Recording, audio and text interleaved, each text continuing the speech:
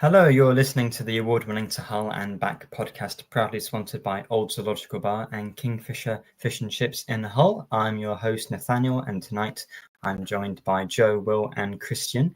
As things are getting pretty hot in the city, but then things are also heating up on the Hull City news front. I was going to say transfer front, but really we've got so much to talk about on a whole load of things. I don't even know where we're going to start, but how are you all? And you're looking forward to getting into a big meaty episode, a more exciting one than I was predicting we'd have over the summer. Yeah, it's going to be a good one, isn't it? We do have a lot to, I guess, talk over already, which is interesting. So, yeah, let's start from the top, I guess, mate, and let's dive into it. Well, what is the top? Because there's so much. Transfers are exciting. Yeah, what's least juicy to get out the way that's quick? Well, in my own opinion, and we can start there, in my own opinion, and I'm sure maybe more of you would have, a different opinion. It's a patchwork of pulp. No. Fixtures, we have to play both teams twice. So I don't care about the fixtures. We have to play 46 league games. Precisely. Home and away. Yeah. Coventry away to begin. First home match is Oxford. Coventry away, I guess, is tough. But people say, the end of the season is going to be really difficult. Well, I mean, Luton, we thought that was going to be a tough game, and I guess it was, but they were right at the bottom of the league come the end of the year when we were playing them. So we don't really know. And plus, we could already be relegated. We could already be promoted. We have to play both teams, every team twice. I don't care when. Yeah, the last few games was it? I think from the start of April, it's Oxford, Coventry, Sheffield United, Birmingham, Leicester, Charlton, Norwich. On paper, tricky, but we know how unpredictable the Championship is. Exactly. It's every game in the Championship. There's no easy game. It's a cliche, but it's right. There are, every Championship season, every Championship game, no matter the quality of the league, is tough. And for me, all that I was looking for in the fixtures was when away days fell. And Wrexham away is on a bloody midweek. We play Wrexham 3 times, and all of them are midweek games. How? TV, boy. You just want to get on Netflix. Hollywood FC on the box. Is it Netflix? Disney. Ugh, yuck. Yeah, I don't care about the fixtures. I mean, Coventry away, Casey Palmer against his former team. That was Sayers' second match. Hillsborough away on Boxing Day might be very interesting. Sheffield United, our first meeting with Sheffield United, our first meeting with our former manager, October the 4th. Could be a tasty one. Will he be the manager by then? Yes. Yeah, it will be by October 4th, but will he be the manager by April? What is it? Mid-April, April the 11th, I think we play. Yes, he will. That's the query. Yeah. I don't mean Jurkovic, by the way. I mean Ruben Sayers at Sheffield United. No, Jurkovic will be fine because we're going to win the title. Well, yeah, we are going to win the title next year, and this year we'll just win the playoffs. So things are looking up. I think Coventry's actually a decent start. To be fair, it's a good test because obviously someone who did well and got into the playoffs last season. It'll be interesting to see how they respond to the season. We should be in a similar place to them.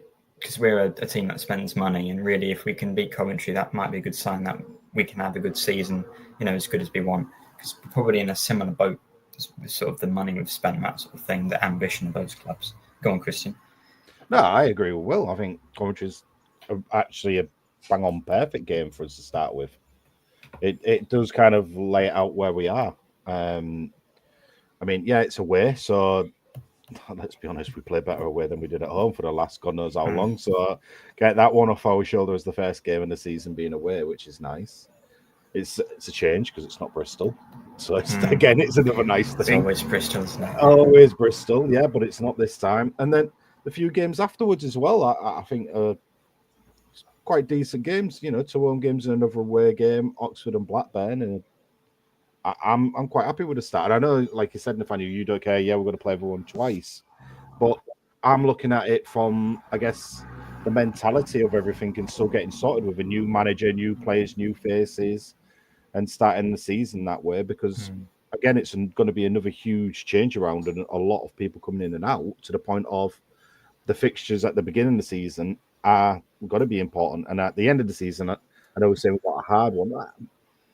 50-50 hard depends on how well we do throughout the season is how we're going to class it as hard. So it is a bit early. I mean, obviously you're going to be looking at like the Birmingham and the Leicester Cities and things like that. But I do think the beginning of this season will kind of be the baseline, the foundations of what the rest of the season will be like. So to look at what we have, I mean, I would rather have what we have there instead of coming straight up against the three that just came down and the three that came up. Yeah, that'd be the worst, wouldn't it?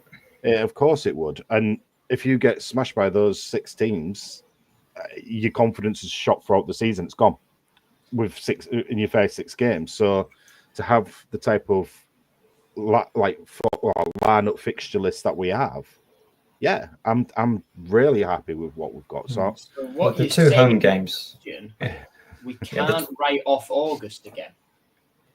Yeah, we can't write off August again. Yeah. Well, I don't think we are this time round. I think we might have learned a mistake from our mistakes on that one.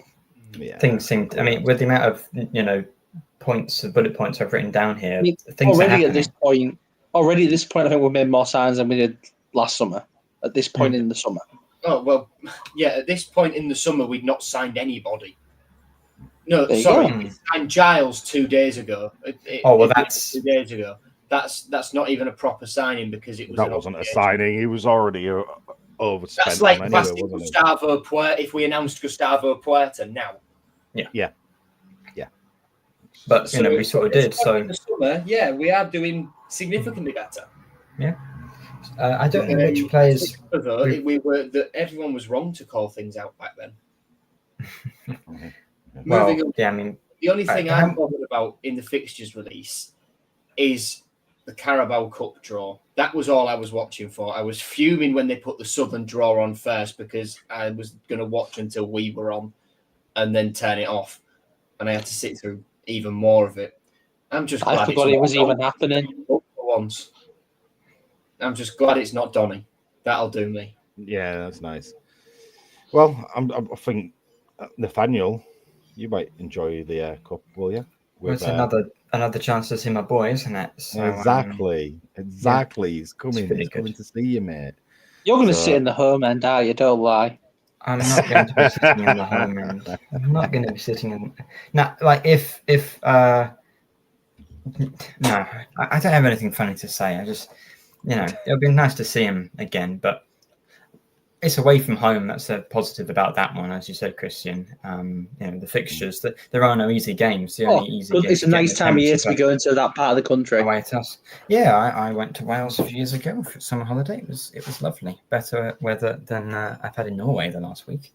It was nice to be in Kristiansand, where is it Norwegian Tiger? Is that the handle on Twitter? Yeah, that's where he lives. So that was really nice. I didn't see him, unfortunately. I had a lovely time there. I was going to say the only easy games in the Championship is Hull City away. So it was a shame that we had 23 away games. I would have liked them to, increase that this year. Oh, dear God. And we've got a lot more to get into. Which signings have we actually... Oh, no, we'll do transfers at the end. That's the most exciting bit. Also, just on a random aside with the fixtures, it always looks weird when you're playing a team twice in the same month, as we are with Middlesbrough. We're playing them twice in December. It usually happens, though, doesn't it? You play someone at the end of the sort of list. Last season, I think with Blackburn, we played them quite close to one another around the turn of the new year. They always throw you off when you read them. It's like, has they made an error there? Because it's twice in the same month. We can, with the cup and stuff, sometimes you can play them twice in the same week, can't you? We've done that a few times. A couple of weeks after the second meeting is the FA Cup third round. So we could play them then. Doncaster 3 times. No, that's when we'll have Doncaster. Yeah. Actually, no, we'll have Wrexham again. Well, we'll beat Wrexham and then play Doncaster and lose to Doncaster. We predicted it. That's my 2025 season prediction. Was it 2026 now? Q&A. We've got another Q&A. That's the title of this podcast. It looks like Acun, now he's left Fenerbahce, he's been posting about us more on social media. I think that's cause for, cautious optimism. I think I'm at that point that you were 2 weeks ago. It's clear that he, even if it's just from a self point of view, it's clear that he's realised his mistake of trying to balance too many plates, and obviously having a disagreement with the Fenerbahce board on certain things. And he thought, I need to use my time more wisely in regards to things I actually have financial pot in. So hopefully, and I think to be fair, since he announced, the same week he announced that he was leaving Fenerbahce was when the sort of the transfer news started to really start rolling. So it does feel like he's realised his mistake and he's trying to make up for it so far this summer, because there's been plenty of rumour. There's already been some signings. So it's certainly a lot more positive than it was 12 months ago. So a lot more positive. Definitely. Certainly. I think, look, I've been very vocal in my criticism of Acun over the last 12 months. And I've always said I'm fair, and when criticism is deserved, I give it, and when praise is warranted, I give it out as well.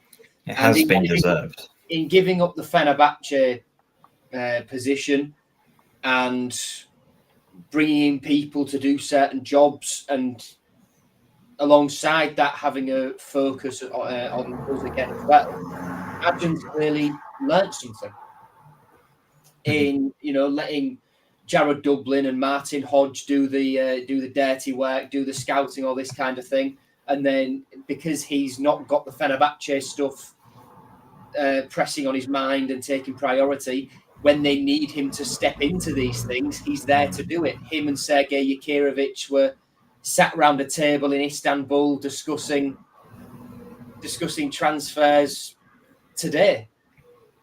The fifth goalkeeper and stuff like that. To move us forward. They want another 3 or 4 in before they fly to Turkey on the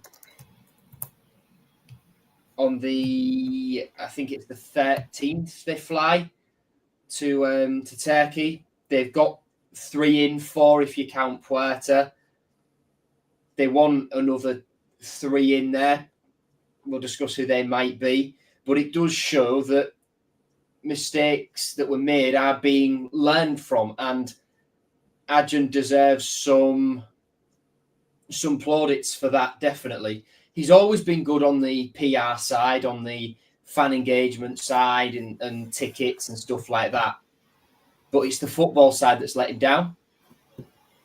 Hopefully now, in giving the football people the reins to do whatever, they can,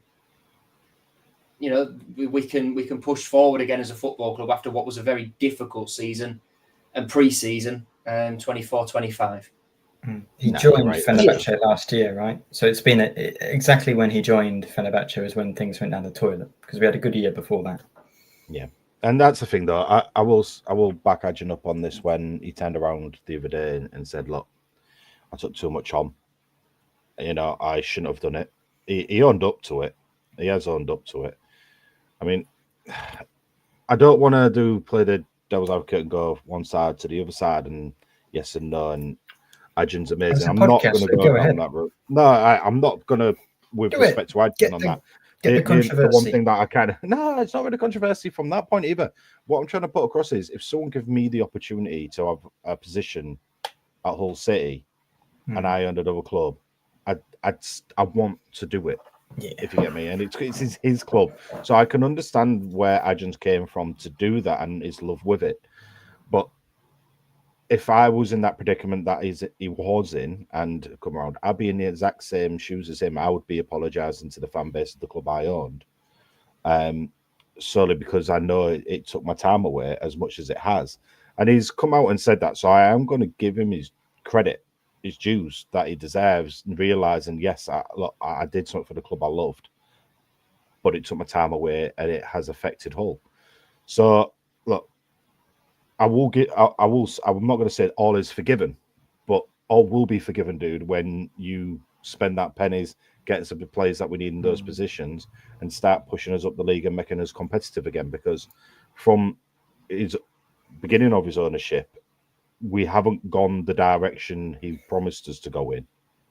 Well, we did one season. Well, no, I think we were wrong, Cot. We were slowly making progress. We were and then slowly making, but I redact my next comments because I'll get in trouble. For mentioning a certain fault on my manager. Liam Rossini. Getting rid of Rossini clearly at that time was the thin veneer of competence that masked what was going on at Hull City. It's old ground. We've covered it. We need to. I think at this point we're saying this every single episode. But now I think it needs to stop almost. It is, like a broken record the way that we say this. But now he's got English football people in again who know what they're doing. Yes. Then it's funny that we're heading upwards again. Whether Sergei Yakirovich can translate that onto the pitch, that remains to be seen, and that we will see in the opening weeks of the season and through the rest of the transfer window and pre-season. But he's certainly getting given a better shot at it than Tim Walter was. Yeah. I think that's a good point to bring in, actually, about Sergei and the team and stuff that he's got around him now, actually. I think that's a good point to bring those guys in the conversation, because on paper, it's quite impressive, actually, how we're now set up backroom staff-wise. And as you said there, Joe, it's better than what Tim had. But then again, I don't think Tim would have had anyone lined up that he wanted to come in anyway, because he hated everybody. But Tim had his flaws, and that was always going to become apparent, wasn't it? Regardless of what someone looked like. Mm-hmm. And that's the thing with Sergei now.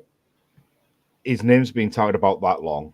He's at the club. Well, we're saying he's at the training ground, hopefully tomorrow. And obviously got this Q&A coming up. But the one good thing that we can straight away take out of this is there's no excuses for the backroom side of things. So that's one that if you've got a checklist, you're going tick right now. Not just the backroom staff. Not just the backroom staff. I think Hodge and Dublin are so far have looked like very shrewd appointments. Which the base looks good. The foundation, the base, starting point. Well, Martin Hodge, right? He's a player first, then he goes into coaching, then he goes into scouting. Now he's gone to boardroom level. You'd be hard pressed to find a guy who knows more about the ins and outs of how a football club works than him. Yeah, you're quite right. And that's what we need. Is I think the issue isn't that Acun went to Fenerbahce, it's that he left for Fenerbahce and didn't leave anyone in charge. He felt like he could do both things, and so he did both. No, he did. He left Tan Kessler in charge, and that went south. True. Allegedly. Well, it definitely went south, but I was going to say, no alleged. He went south then, Nathaniel. Well, allegedly, it was very bad. Yes, the things he may or may not have done. Yeah. So the Q&A is coming up. So if you I think this will be a much better Q&A than we've had previously. I think he's had some time since the season as well, hasn't he, to calm down. I think it's going to be a calmer Q&A. I think it's going to be a more I wouldn't bet on it. Q&A to an extent. No, I'm on about from the person saying the question, the person saying the answers rather than the people saying the questions. I think it'll be a little bit more honest than it has been. I think he'll probably end up going into, if someone asks about it, he'll probably go into the Fenerbahce stuff. He'll probably go into Ruben. It'll be, and I'll be surprised if someone will ask about Emre, and it'll be interesting to see his response to that. I mean, obviously, you already gave the interview with Mike White a while ago about it. It'll probably be a similar answer, as it probably should be at this point. He should say, I've already answered that question and move on. Yeah. It'll just be, hopefully, just hoping that people just don't ask silly questions like they have done in the past. Don't ask about like joint passes or free travel. Ask about stuff. Ask about actual like possibly. I mean, we've not heard anything on the Walton Street development recently. Obviously, I think there's a reason for that, but it'd be nice to have some form of an update. Ask about the safe standing, stuff like that. I think things that actually affects the fans when it comes to the club itself would be don't just start having to go that you haven't got 3 strikers already in the club and 2 left. Don't start moaning. Is the point. It really annoyed me that last one when someone did that, and I was just, I was like, how is that a fair question to ask when you're trying to learn about the club? Not why didn't you sign Billy McBurney yet? Yeah, well, that's my question. You took it right out my mouth. Well, to bring it back round a little bit to the backroom staff, Dean Holden coming in. Yes. It remains. I think we'll find this out at the press conferences tomorrow for anyone listening. That'll be streamed, I'd imagine, in some way, shape, or form for people to listen to live. We expect that it'll be Acun, Sergei Yakirovich, and Jared Dublin in front of the media. And I'm sure we'll get clarity on what exactly Dean Holden's job will be and where that leaves Andy Dawson. Well, so people have said he'll be assistant manager, but I don't think that's actually confirmed, is it? That he's assistant there's Don Dawson. There's Don Dawson. There's been rumours that he might be on his way out. Obviously, they're just rumours. But considering, obviously, his lad left the academy, left the squad, I could see him going to somewhere like going back to Scunthorpe. I feel like Dawson's either here or Scunthorpe in his entire life, and that's it. Yeah, 100%. So looking at Dean Holden specifically, then he's 45 years old. He's been in and around the English game for a long time. As a player, was a centre back or right back. International wise, he was born in England, played for England at youth level. He was called up to the Northern Ireland squad in June 2007, but never made an appearance. Played for teams like Bolton, Oldham, Peterborough, Rotherham, Chesterfield. But when he went into coaching after retiring at Walsall in 2014, he went to Oldham as assistant manager, had a caretaker spell there as well for half of a season. Before moving and going back to Walsall to be assistant manager there. Then spent a long time at Bristol City as assistant manager there. Then in July 2020, he took that job on permanently.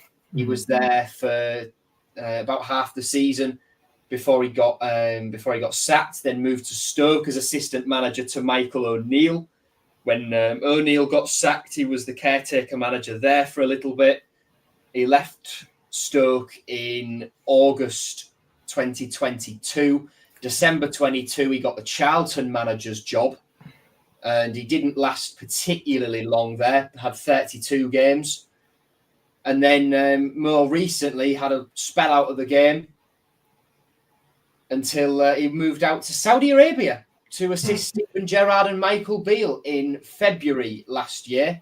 He left another one who's been linked back in November last year, before in February becoming assistant manager of Adana Demirspor.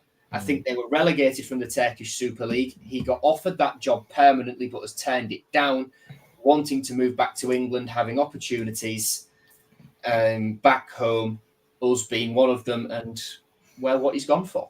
Thank you for reading his Wikipedia, Joe. It wasn't his Wikipedia. Transfermarkt? I know you'd have written that out yourself, but I don't think he had any matches at Stoke. He was just like the caretaker manager for like 4 days or something. I'm not sure about that. But Bristol and Charlton, he did okay there. I think it's. I feel like there's game. like a fair enough. Maybe a 20-25%, maybe even higher chance that he will be the caretaker Hull City manager at some point. I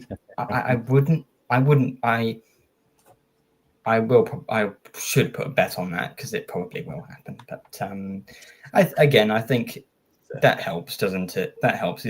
Jurkovic as well. He's not managing England, and I mean we've had a comment here saying, yeah, it's not just a good thing that we have in English assistant managers and people helping out. They need to be better than that. But I think considering, especially with the last year we've had, where Acun's been at Fenerbahce, it is good to have people who are focused and do know the league, because we've seen what happens when the owner is looking elsewhere and focused elsewhere. So I think that's a pretty solid appointment. It's one that I'm happy with, and I'm much happier to have Dean Holden as the potential assistant coach than Michael Beale as the actual manager. Talking about people that have worked with Steven Gerrard recently. Yeah, Michael Beale, eh? Michael Beale. Jeff, dodged that bullet. Yes, quite right. Jeff, the comment about the kit. It's Kappa, and we'll probably go all pre-season in the home kit, which will be revealed the day before we play our first pre-season friendly, like last year, because it's Kappa. Yeah. I have seen one of the kits. I know what the other two are like, and is it amber? Just keep your eyes peeled on the home shirt for some amber and also some black. Bloody hell. The away shirt, there will be a Hull City logo. Oh. It'd be interesting. We'd have probably seen the kits earlier if we'd not caught up the deal with Umbro, but we'll leave it there. I don't know of which deal you speak. I know no details. Yeah, we'll leave it there on that one. That means he knows all the details. He's told us all before. I don't know. I can't even remember whether you have, to be honest. I don't care. We've slept since then, haven't we? Yeah, Umbro's kits this season, we should care. They've been superb so far. Well, Chris, you had 2 shots of fireball at the quiz since then. Yeah. That just didn't go down very well. I think I've had a few more stuff after that as well, to be honest, but and that still didn't go down as well. I don't know. Well, what's next on the agenda? Does that bring us to transfer? Let's do transfers, because we've been teasing you long enough. The soon-to-be incredibly out-of-date transfer section. Well, this is live. Well, considering the PSR deadline's tomorrow, it's going to be incredibly out of date. And the Zambrano deadline is tomorrow. If you're listening to this on Tuesday or Wednesday, we are very sorry. Let's start with Zambrano, because you've mentioned him. I'm under the impression, but I'm happy to be corrected, that yes, the deadline to sign Zambrano with the option to buy we already have is tomorrow or tonight or whatever. But aren't we also in talks with him to sign him anyway? And it doesn't mean we're not signing him if he isn't a Hull City player by tomorrow. Am I right or wrong? I think you're about right there. Yeah, that's about right there. Yeah, something like that. That'll get done. It'll probably just be like a Dharma trial. We should do it. I think we should do it. We should bring Zambrano back, because you showed quite a lot of promise, I think. And then obviously, the silly boy did something he shouldn't have done. What that's the thing about Zambrano. It'll probably be a bit like a Dharma Traore. Not last summer, not the summer before, but the summer before that, where he's here, but because he can't play, there's no rush to announce him. So we'll probably just announce it on deadline day to have at least one deadline day signing, because there is no rush to announce him. It's, he's banned. He can't train until the 9th of November. So what's the point in rushing to get the announcement done? That's the thing. Like, even the announcement signing on in the book already. That, like, even though it's announced, it doesn't make a difference when it comes to the 9th of November. It doesn't mean anything to anybody, because you're not going to chuck him in on that day because he hasn't trained. And how long is it going to take him to get up? Oh, it's going to be way after Christmas. If anything, you'll be lucky to see. Well, he'll have been training, like personally training. He just would have been with the team training as well. No, but how much could you? Yeah, but personal training and team training is a different. Matazo will be after Christmas. Zambrano will be around Christmas, I think. Around that period. But yeah, November's for all of them, all the injured players. If we look at Bellumi, Miller and Bellumi will be. Well, saying that, Miller and Bellumi might be earlier. Training tomorrow, I think. I think the Reading. league is just a little bit behind him. 2 or 3 weeks. I don't think they'll be ready for the start of the season, but I think they'll be a lot. I think they're ahead of schedule. It looks like that, doesn't it? Yeah, It's good. So it's definitely before December, which is when we thought they might be when they went out. So that's good. Bringing it back round, Zambrano, expect that to get done. Just don't expect it to be done in any great. Well, sorry, don't expect it to be announced in any great rush. Yeah. Nathaniel, who's next? Well, as you've mentioned, midfielders. If we don't get Zambrano, then maybe we're going in for another person who isn't Turkish but has played in Turkey. Interesting origin of this rumour: Jonjo Shelvey, who has played for Eyüpspor and has recently been the most Yorkshire Turkish club. Well, precisely, yeah. So the origin of the rumour is from someone who's a Rochdale fan whose dad works with Jonjo Shelby, and I assume his dad does work with Jonjo Shelby. Whether it means he's signing for Hull City, I don't know. My dad works at Xbox, and he's going to get me an Xbox 720. Well, precisely. 720, I remember that was the thing. That was good. I mean, again, the Sun. Yuck, disgusting, don't buy the Sun. It wasn't in the Sun. It was on Alan Nixon's Patreon. But that's who he works for. And someone made a great compilation of the last 10 things he said about Hull City. All of them are wrong. So I don't see that one happening. It could do. The question is it worth it? This is based on if he comes in on okay wages, I wouldn't hear that as a signing in terms of experience. Like someone I'd have him as a first teamer. I'd have him as someone who would come into the side off the bench, maybe sort of work on games. Because we need midfielders until Matazzo and Zambrano can come in. Yeah. Do you see him as the thing is though? I know it's a striker position when I say this, but do you see him as an unk? Or do you see him as a Billy Sharp? Well, he played 12 minutes for Burnley last year, so exactly. If he makes the same impact Egan did, Billy Sharp direction, then if he's as good as Egan, who we signed from Burnley, then it would be solid. But I wouldn't mind that. And you do need midfielders because Simons is gone. We've got other players linked away. Malem is going to Kaiserslautern. Yep. Yes, Kaiserslautern. Bundesliga 2 team. So. We do need midfielders. On Marvin Malem, we can go on to him next. Top assister for Hull City in the Championship 2024. You're never letting that stat go, are you? Well, it's a good stat because it shows how crap we were. Because he was not good. A good technical player, like a Martin Samuelsson, I would assume, but just didn't apply it at all. Just shit. Well, well said, Joe. Yeah, that's it. Well, on Martin Samuelsson, actually, Malik Wilkes said to me that Martin Samuelsson trained like Ronaldo. He was like unplayable in training. I saw the stadium he plays at. I went to Haugesund in Norway, and that's where he is. That's where he's playing. So I saw the stadium he's playing in. Waste of a career. But we spent too much time on Martin Samuelsson. Move on. Malem, don't care. If we can get some money for him, quite right. Same with Rachopi.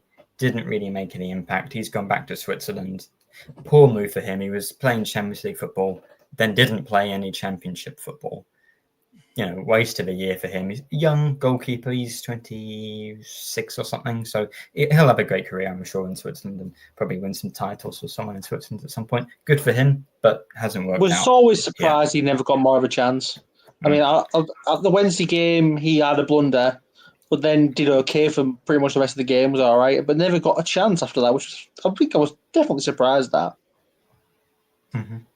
Well, I think going back to the mistakes we think that we're learning from, we still want another goalkeeper on top of Phillips and on top of Panda, which would be not learning from that mistake of having too many goalkeepers. But I think we know for definite who our first choice goalkeeper is this time round. I don't think it was as obvious last summer, really. Pink Panda. Well, because we had 3 first choice goalkeepers, really. Champions League. Yeah, going into the season, Panda had been in pre-season. He'd been a bit rough in pre-season, to be honest, Panda. It was only once the season started going that he started showing his ability. So was going into the garbage. season, it was hard to say. Yeah, bit rough is being nice on him, but he proved us all wrong, which is great. That's what you want. So I mean, he's easily the player of the year, and Baz from Hull Dynamo says it's very unlikely that we'd be selling him. You'd have to, ask for a lot of money. We'd be stupid to get rid of him right now. Yeah, I think also, yes, he's had a good season, but you look at it, I don't really know whether a championship club is going to be spending much money, on a goalkeeper. So it's probably a Premier League team that would bring him in, and you probably want him to have another year or two to develop. Because, you saw with Lewis Potter, who's gone to Brentford, we thought, is he ready yet? And he's playing football, but he's not quite had the He's career only now there. becoming a regular. He's only this past season started becoming a regular for Brentford. And 2 years, 3 years. Yeah, it's taken a while. And he's still young for a goalkeeper. Before anyone says, "Oh, we are signing another goalkeeper," we're bringing Kerr Reynolds in from Scotland. He's 16 years old. That does not count. He's going in the under-18s. Just like not forget he exists, but don't factor him into the first team picture for at least another year. Yeah, quite right. Well, it's the same with the Shelby one. I wanted to say, every time I see us linked to a player that isn't, the best player we could possibly be linked to, everyone's like, "Oh, that's a terrible signing." Not every signing is supposed to be that's our number one player and they're going to play every single minute of the season. There's different types of things. So, and people complaining about signing another goalkeeper when you see him in particular for 75 grand or 100 grand or whatever it is, that's fine. When are we going to get onto the Louis Barry in the room?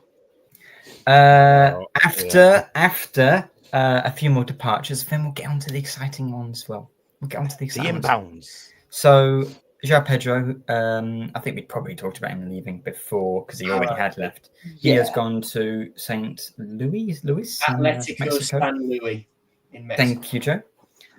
Good luck to him. Yep. Really liked him. I miss him. Yep. Thank you, Unc.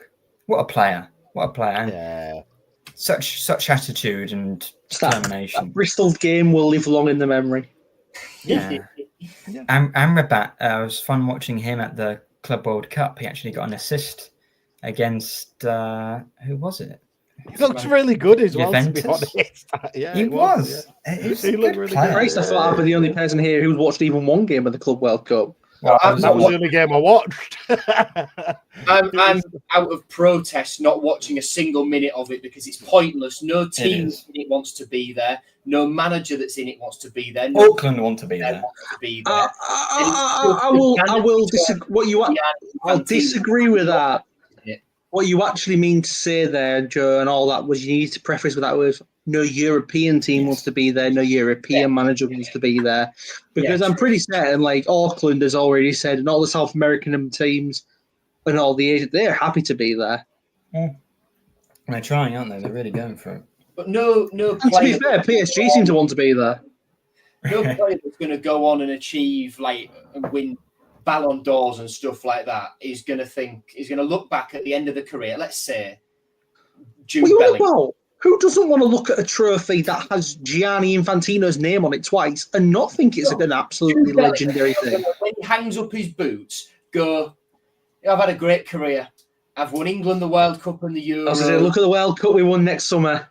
I've won Champions Leagues, La Ligas. I've come back to England and won a Premier League. I've done everything I can do in this game.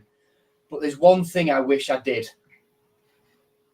I wish I won Papa John's. The Club World Cup, the inaugural Club World Cup with Gianni Infantino's Humpty Dumpty egghead on it. I'm looking forward for us to qualify in about 5 editions' time. This is the last one. It's god awful. Anyway, should we get back to Hull City on this? Yeah. Andy Smith has gone to Gillingham. He's been with us for quite a while. Good luck, Smudge. He's 23, 24 in October or something. So I think it's probably time for him to move on. Very promising players. Shame it never came through for him at this club. But he's a player who I think will go places. It'd be interesting to see. He'll have a solid career in the lower leagues, will Andy Smith. League 2, League 1. He'll have a good career. Yeah, and that's more than you can, expect of most academy players from a championship club. So that would be very solid. And a lot end up esque career, I think. Yeah, a lot do end up at Gillingham as well. So, they're sort of feeder club. We're a feeder club for them, I guess. So good on them. What else we got? Well, Amr is going to a Turkish team permanently. He's joining up with Ed. Just good riddance, sod off, basically. Wasting money. I maybe won't be that harsh about it, but I'm going to be honest. Nathaniel, come on. He's not as cynic. Not as bad as cynic, but I mean, for the amount of money I think he needs to leave because he's not been good for a while. But I wouldn't say. No, he was good first season. Yeah, and look, we're getting money saved from the fact of like his wage bill was if not the highest at the club, or one of the highest at the club. Christian, you make such a good point. Such a good point. It's something getting Shout, Cynic, and Amr all off the wage bill in the space of a month of each other. Great business. Carry on. Yeah, exactly. Yeah. So, and again, I guess that's the Acun effect of actually being back at the club and focusing on the club for a change. But look, I'm not going to diss him. It didn't go great for him. He wasn't the wonder player that was discussed. He started off okay, and you cannot even look. Beginning of last season, Omar was one of the players that we Omar was one of the players that we turned around and said he's probably going to be the best player this season. And boy, was we all wrong. And look, there is something interesting in Amr leaving in that when he once leaves, there'll be no Turkish players at all in the squad. Which I think when Acun came in, there was a lot of links with Turkey. I think a lot of people were worried that we were just going to become a team full of Turkish players. And obviously, briefly, we had two. Obviously, we had Tufan, we had Amr, we had Cynic. But it feels like they've gone back on that. If that was an idea that was being bandied around, they've kind of gone back on it. The thing is, they didn't really even try because the Cynic was injured. You just had Tufan and Amr, and as soon as Tufan left, Amr's performances went off. So there's an argument there. There was definitely something in that. I think a lot of Amr form was probably losing what was probably his best friend in the squad. They were so good together. It's like when Long left, Jelic wasn't the same. They were close as well, Tufan and Amr. They were very, very, very close. You can imagine that, though, can't you? I mean, that's the thing. If you look at Gus... Oh, it makes perfect sense. And Alzate, Gus and Alzate, they get on really well, obviously, for obvious reasons. But I guess that's another rumours that's going to be spoke about later on about potential leaving, with Alzate. And Gus is another one that with the potential, but no news really coming out from the Gus camp about him disappearing right now. But back to Omar. Look, thanks. Cheers. Unfortunate, mate, it didn't work out. Good luck. Yeah, good luck and a good riddance. No, it's good luck back in Turkey. But the good riddance part of it, I guess, Nathaniel, is thanks. We'll have our wage bill back down a bit, please, and we'll sign precisely, 2 or 3 players with what we were paying you, and I'd take that any day. So. Yeah, so the high earners, help. Of the high earners, then Christian, it's just Ryan Giles who you've got to drive somewhere. Oh, I'll drive him anywhere. Right, I'll drive him anywhere. And I'm saying this to everybody who's watching right now, though. I know you can wing me in when it comes to Giles. I know as a fact no one's going to want him. No one's going to look at one. And not for the money we would want. And not for the money that we need for him as well. So, this is me saying this now live to everybody. I hope he proves me wrong. I hope want that. He turns good. No, but I want to be proved wrong. I want him to come to my face and go, "Ha! I told you I could do it." I would, and you know what? I'd gladly accept it. But I know at the end of this season, I'm still going to turn around and pack. You heard it here first, ladies and gentlemen. Christian wants Giles to come to his face, and he'll accept it. I wanted to say something. Well, this is a clip that as much as you can. I've made it blatantly obvious how much I just don't think is a player. So what? He had a one-time little spell for a season and a half at Middlesbrough. So what? What else has he done? the amount of money that guy's being paid per week is ridiculous for the quality he is. Can't header a ball. All right, we might have been playing him out of position because he's a wing back, not a full back. But there's just no excuse. Yeah, the wing back, he's absolutely a wing back. There's no question centre back though, and he's way better at left back. Look, I just want him to do something this season if we're keeping him. Because I think we will have to keep him, right? Because, like you said, I don't think we'd be willing to cut our losses so dramatically, and we just hope that something works. But I think this does quite nicely bring us on to our search for an unnamed Premier League left back on loan. It does. So, I don't. I don't know whether I'm allowed to say if Ant wants me to say who he thinks it is. It's already been out in papers. It's already been out in papers. Andy Robertson back. It's rumored. It hasn't been explicitly, so I think we just leave it. What are we talking about? Rumors? So, Owen Beck's available.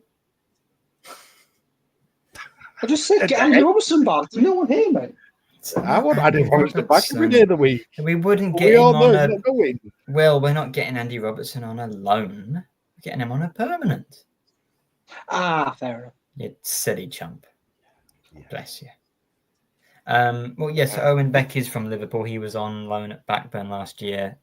He'd do because he's not a centre back. He's not a left wing back. He's a left back. That's all I want. I think we proved. Bitten on the shoulder by Milutin Osmajic. Oh, that was him, was it? Yeah, that was him. He was it Chiellini of the situation, the Ivanovic. Who was the random Dutch chap. Yeah, whoever the Ajax player. Yeah. Blimey. So, yeah, the left back, we don't really know who it is, but Owen Beck's who we'd want. Yeah. I want Andy Robertson, I've made it clear. Yeah, but you got to be realistic, haven't you? So maybe just chill. Yeah, we'll beat Atletico Madrid to his signature, no problem. Yeah, he just wants to stay in England. We're closer than Madrid, aren't we? So perfect choice. Go on then. We've skirted around the issue long enough. So. Ollie McBurney, I don't really think we need to go into that too much. He's still available. That's still on the table. If you told me that a Ruben Sayers team was going to be signing, Ollie McBurney in the summer, I would have been very excited a few months ago. But now, less sure. I think we might still have it. Oh, I think so. If he's keen on the move, then I think because Chris Wilder's left, and also Swansea have been linked. He's already been there. Does he want to do something new?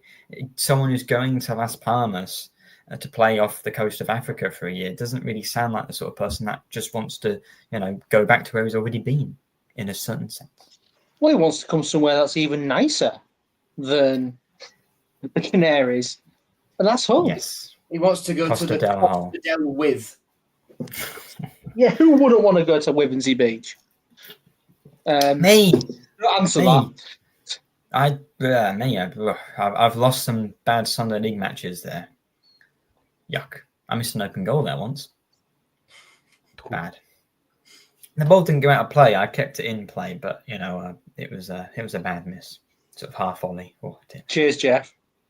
Yeah. So the two exciting ones. We've bid £5 million for Lewis O'Brien. No, we haven't.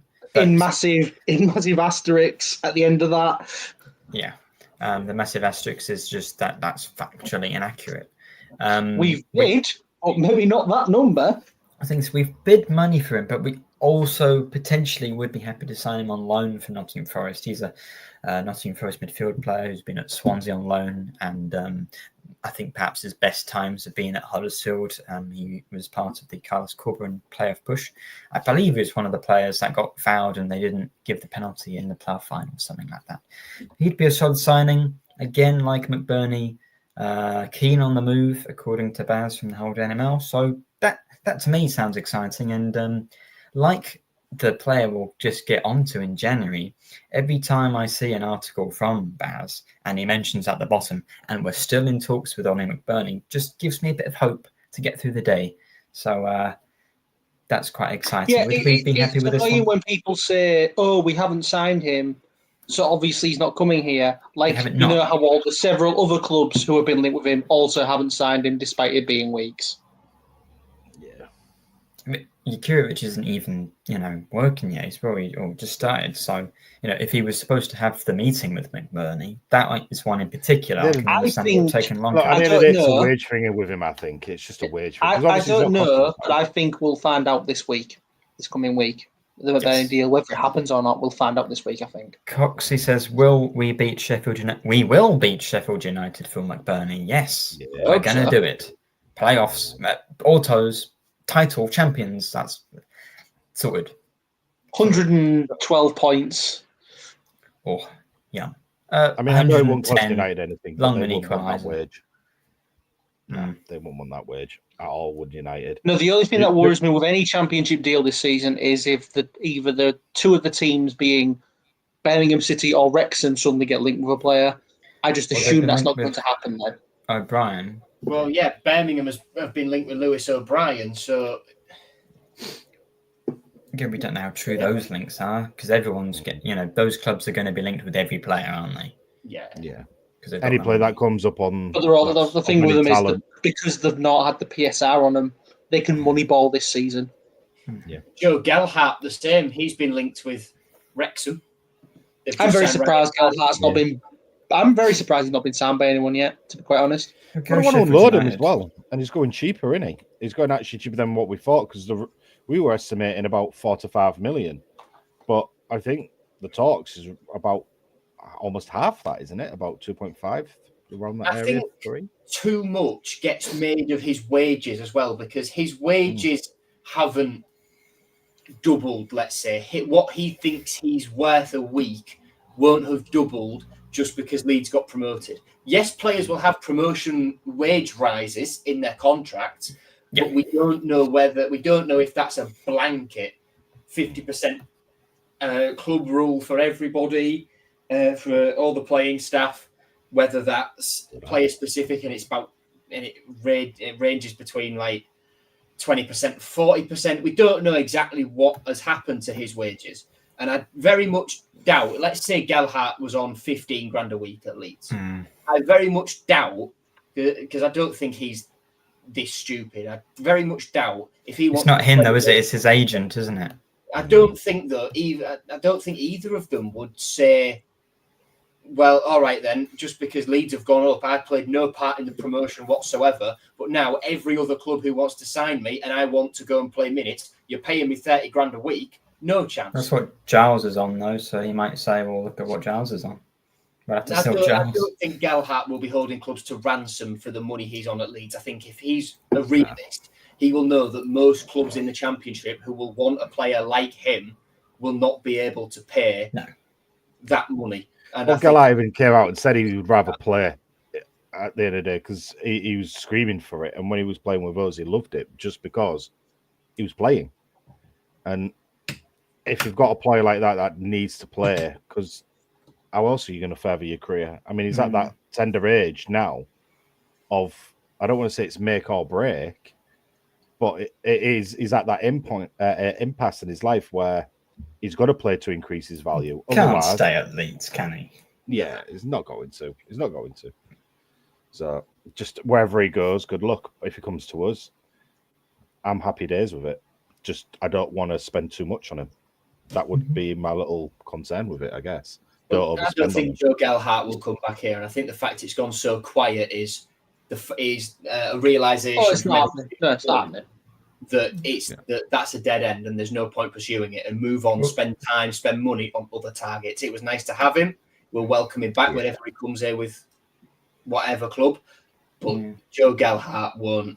He won't. He was a Sayers signing, wasn't he? He was a Sayers player, and he's gone. So yeah, they'll spend the money elsewhere. Quite right. And then, so that's what I was mentioning. Every time there was an article in the whole Daily Mail about the transfers in January, it would always end with, and Hull City are still in talks and still hopeful to sign Louis Barry. we might be signing him again on potentially a permanent deal. The issue, the sort of urgency for this one is that there's is it Monday or is it a few days? It is the PSR deadline for Premier League clubs, at least, is Monday, and yes. Villa, who obviously need to sort out the books because they're not going to have Champions League football, need to sort of sort it out quite quickly. It's not the only one. They sort of several deals, I think, to other clubs as well. They, at their end, want to get it sorted, but it depends on what we're doing. Mm-hmm. I think Barry will want to come back here. He might have. I think he'll come back here. I feel he might think he has unfinished business because of how his time here went before. Obviously, getting so unlucky with the injury and missing the season for like 4 games. He'll want to prove himself somewhere where. So he'll want to prove himself at a level higher than League One, and I think we're in a very good position to get him back. We have a good relationship with Aston Villa, despite what happened with Tan Kesler and all that. We still have a good relationship with him, which is always a good sign. And even though it needs to be done from Villa's point of view, it needs to be done by the PSR window. I don't think that is a. If it isn't done by the PSR window, that does not mean the deal is not happening. Yeah, I think that needs to be set out there. I think regardless of the PSR window, which Villa would prefer, the deal is very likely. Even if he's got that PSR window for the season ending now, doing the deal would still benefit them for next year's PSR. Exactly. I saw Barry being let go on a permanent, and I thought, so many other clubs will be in for him that have got a lot more money to spend than us. I thought, I am very surprised at how few clubs have gone in for him. I'll be quite honest. He's got such a high ceiling. He's 6 months ago, before he got an injury, which he's come back from already. He was one of the hottest prospects in England. Really, as sort of young wingers in the EFL, he was one of the ones you'd want. So, absolutely, I think if we can get him for less than 5 million, apparently 3 or 4. Yeah, I think it'll be a similar deal to the Philogene one, where we'll get him for a cut price, and there will be a buyback of some form where they have first refusal and all that. Should it? What they do, isn't it? It's what they do because they can get double PSR. Then said, because it makes sense from their point of view. Yeah, absolutely, it does. I'd be very happy with that. It's one of those where I think even though we take forever getting deals done, I think the fact the window to do it is smaller, that will spring people into action at the football club and go, right, prioritise this, do this now, if it's going to get done. Because you can focus on one deal at the moment. Deadline day, you've got to be stretched. Yeah. But at the moment, if someone pops up, then you go for them, don't you? I didn't think we'd be in a position to do it when I first saw the news that Barry could be going permanently. And technically, Barry is currently still registered with Hull City because his loan spell technically ends tomorrow. Yeah, fair enough. I thought, looking at this realistically, I didn't think with suitors he might have elsewhere, and the amount of question marks surrounding us this season. I thought it's a shoo-in to go elsewhere, and other people who I know who know football thought the same as me. It wasn't being negative or anything like that. It was taking a step back and looking at things as I saw them realistically. But if it's in a position where things are moving and day by day it's getting closer to getting done, then I'm very happy to be proved wrong, because Louis Barry is a player at this level that still has a point to prove. And we didn't get to see him last year, like we've said. Let's go and do it. Get it over the line.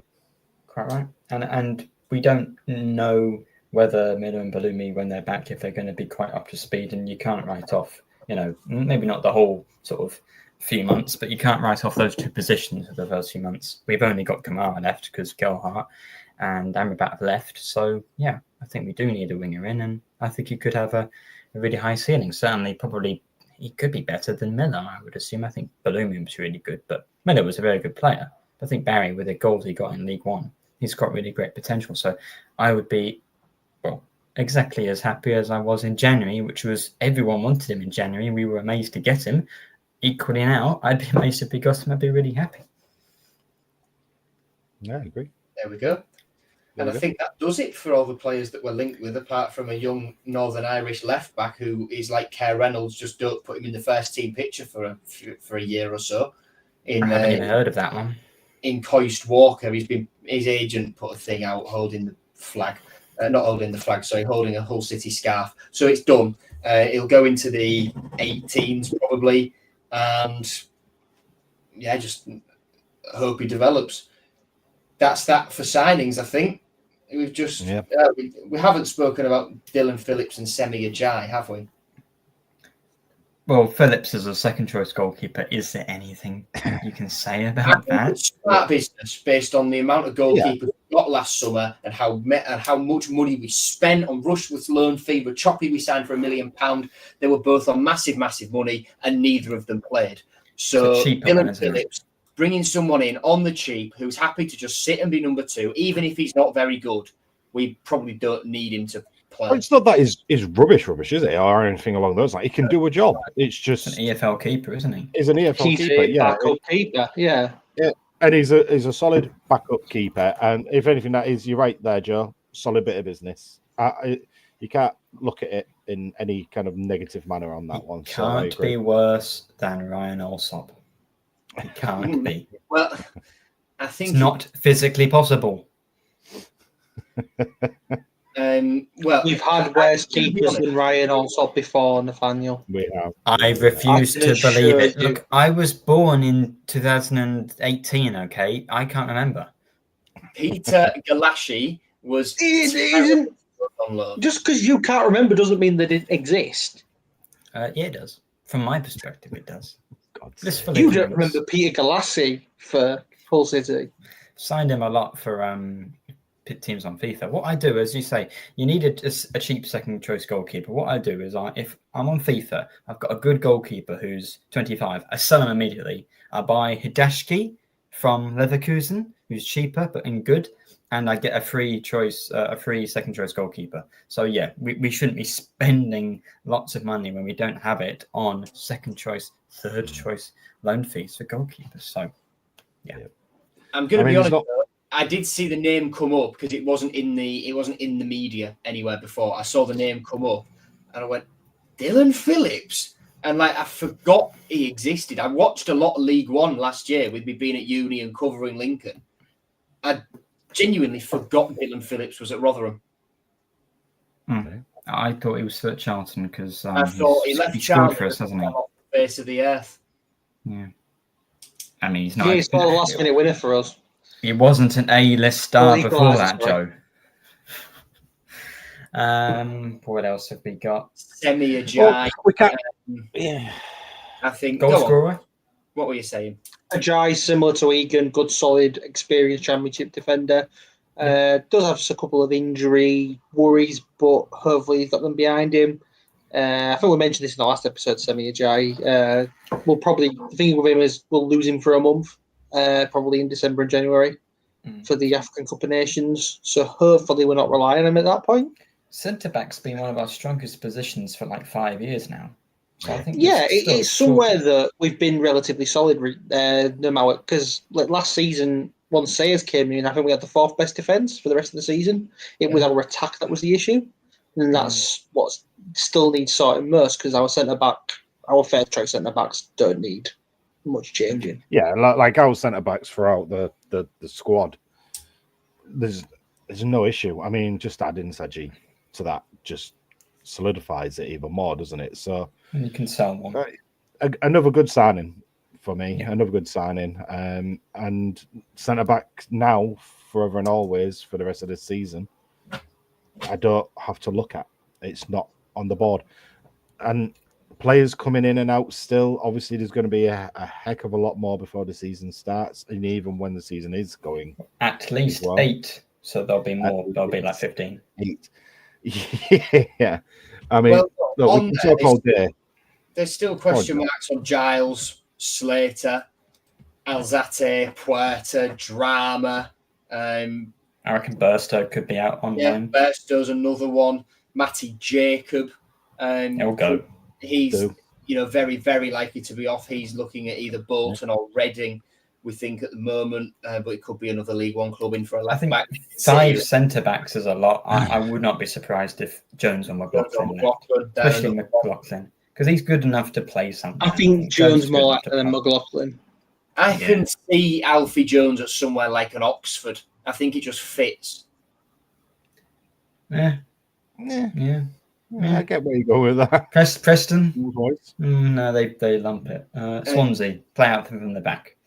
James Fairlong's probably off somewhere, whether it's loan or permanent, we don't know. With his contract up at the end of this season, I want to say, but I will check that. I think that's likely to be a permanent deal because I think he's reached the end of a road here. And then they want to loan Harvey Cartwright out as well, which to me seems futile and pointless because his contract's up at the end of the year as well. So I think it's more beneficial to get a permanent move for him. Yeah. I think out of like first team players, the one that I think I'm going to watch, which will change things up a bit, is Kamara. If I'm honest, I think. Yeah. Well, Portsmouth I think that would be an interest. Portsmouth wants him. He wants to go to Portsmouth, which is all happy days, fine. They can't afford him though, I don't think. But that's the problem now. Unless we come to some crazy deal, I mean, if he goes, I'm not overly bothered that we've lost him as a player. I still think there's a player in there, and he did improve, didn't he? I think he improved, but he was do you not want great. a player that you have to babysit all the way through a game? It's hard work having to kind of babysit someone. I mean, don't get me wrong, he came clutch at Leeds, going absolutely clutch when we played them, and look, there is a player like you said, but he's saying that like. Money wise, if we can get what he wants, he'll be happier elsewhere as a player. Are we just going to keep him on the books? And when we get all these new signings and say Barry comes in and then when everyone's fit, what's going to happen with him throughout the season? He's just going to be another player on the books and we'll lose the value of what he kind of technically gained from last season. So I'd keep Kamara. I definitely would. I would, yeah. I don't think we'll get 4 to 5 million for him. So what's the point in selling? No, I agree. I don't get me wrong, but and he was never ever meant to be first choice as well. I think people forget that because Bellumi and Miller were the first choice wide men. Yeah, I agree. No, you're right. I think he's done enough to say that first championship season, the first half was very poor. I think the first goal he scored was December. So the second half of the season, he was in a joint with Gelhardt for goals from December onwards, I think, and maybe even more than same with Petros. Leeds, weren't they? The 2 goals. Was that December? Was it January 5th or something? January the 4th, I think. Second half of the season, and he was joint top scorer. So from that perspective, he did improve. And I know goals aren't everything; it's the whole sort of performance and the attitude and stuff like that. But I think there's enough to suggest that if you were to match that performance, he'll score 10 goals next season if he does it in both halves of the season. I've got no problem with him myself, as in staying at a club or anything like that. But obviously, it'll be a player linked here, there, and everywhere. But my concern is, like we just said, we won't get what we paid for him. It'll be a loss. And he came to the club as a backup and kind of like rotation in. And I can see that happening this season where I think he will be playing more of that rotation in role and being brought on as a sub, which I hope actually works for the guy because he does have a bit of a... He's a bit explosive now and then, if you notice, with the ball at his feet. He can explode, but he hasn't got the legs to do it for 90 minutes, obviously. He can do it in short stints. So he can have a moment, can't he? He can have a moment. And I think another player... That's what you pay for, I think. Yeah. For where is that anyway? I think another player that a lot of fans are looking at from the perspective of sales and going, "Oh, do we really want that player to go elsewhere?" is Alzate is going to potentially going to Sheffield United. I don't think that one for me sits well from the fan side. Also been linked with Valencia as well. Yeah, well, go to Valencia. I don't care about if him wanting to go to Valencia. I'm really buzzing with that one. But do I feel like he should be in the same league and especially United. It's for me. Are it's we kind of Sheffield United's rivals, though? I'm not saying that we're the rivals, but what do we want to give them a player that's, had a good service with us, was a fan favourite? Rather him go to Valencia still. It's a case of, from a fan perspective, of going against somebody that is a fan favourite that's gone to someone in the same league.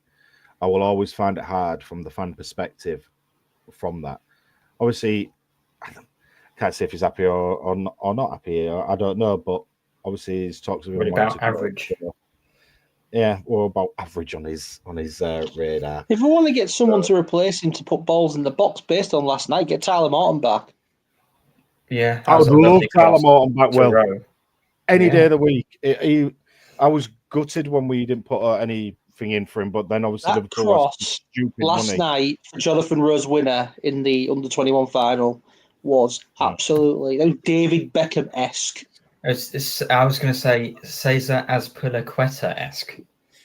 Right. Tyler Morton for me needs to be back. No, we'll stick with Beckham.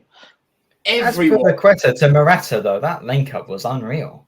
They scored that goal, that Rose. I forgot you're too young to remember when Beckham was a footballer. No, I watched him in the 2013 Champions League quarter-final against Barcelona. Why did you were born in 2018? I act like I am. Act like I was born yesterday. Anyway, Tyler Morton, look, it's one that everyone at the club wanted to do. It's never happening. I just brought it up because I wanted to bring up the England under-21s. But yeah, there's no chance he comes back. No chance. Sorry, we've not got £15 million lying around, have we? So no chance. Yeah. He'll go to another champ club, I think. I only brought it up because I wanted to bring up the England under-21s winning again. Leicester. It's staying home. Get in, lads. Lee Carsley replaced Tuchel just makes sense. And he did it without Jarrett Branthwaite, without Jamie Bino Gittins, without Liam Delap, without Jamie Gittins. Yeah. Could have technically called up Bellingham if he wanted to, because he was still eligible. Well, both, right? Well, yeah, his brother was in the squad and pulled out. Oh, okay. Yeah, I mean, the football was better when Carsley was manager. Last night it was superb. At least the first half, anyway. I mean. You know what my views on England matches are. The friendlies do not matter. They don't matter at all. Full stop. So I don't care. But fair enough. I respect that view, and I at this point, if that did happen, in 5 minutes' time, I would not do an emergency podcast. I'd be like, oh, good. I wouldn't mind it. But I don't think it. I also think Tuchel can still do a good job. As a 16th German, I believe in him. God. Anything else about Hull City? No, I think we've covered everything. I think we've gone through everything. Obviously, there's no Q&A tomorrow. There's been a Hull City flag in front of the pyramid stage at Glastonbury all day today. Cool, I guess. Yeah. I mean, he could have gone to a better stage, but he had to choose Russia for some reason. Anyone good on it? Glastonbury? Not on the pyramid stage. Oh. No one? Oh. Is that because I'm stupid and I don't know what the pyramid stage is, or do you mean there's not been anyone good on it all day, which sounds like pretty bad? No, I'm just being, my opinion. No I kneecap. I would rather watch Black Country New Road and Wolf Alice than Rod Stewart, to be quite honest. Anyone into Formula One? I watched my first Formula One Grand Prix today. I love Formula One. Oh, no. No. We're not starting. All right, well, Nathaniel and I will debrief. It's a very Formula One term, by the way. Once we click end stream. There you go. Well, everyone, thanks for joining me. It's been a good one. We've got through quite a lot, as you say, and hopefully we've got some nice transfers to talk about that Acun will reveal tomorrow. So that's quite Yeah. exciting. Hopefully we don't have to do an emergency one after Acun's Q&A tomorrow. No, I think we save that. We just save that for another normal episode. It's the summer. We're not doing emergency podcasts in the summer. We need to drag it out, don't we? That's it. Yeah. All right. Well, thanks for a lovely episode, everyone, and thanks to everyone liking and commenting and subscribing. Really appreciate it, and commenting in as well. Remember, your opinions are fully, encouraged. We always put them on, and a few people have done it before. If you want to come on the show, especially over the summer, we've got a little bit less to talk about. No matches. So just, the last person asked me, "Can I come on?" They came on. You're allowed. So we'd really like to hear more from you. And we'll see you maybe in a week's time after we've announced Andy Robertson on a permanent deal. See you then. Yeah.